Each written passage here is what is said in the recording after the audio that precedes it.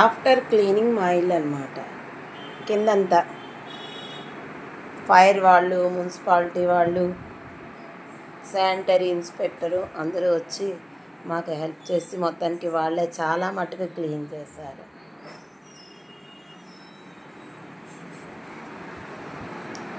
ఇందాక ఎంత లెవెల్లో ఉందో పాపం, అసలు మేము ఎలా చేసుకోవాలా దేవుడా అనుకున్నాం. అలాంటిది మాకు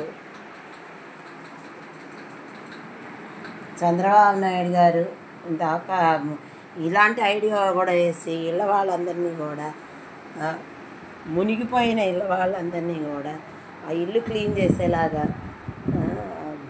ఐడియా తెచ్చుకుని మమ్మల్ని అందరినీ రక్షించడమే కాకుండా ఇంత హెల్ప్ చేసినందుకు చాలా చాలా థ్యాంక్స్.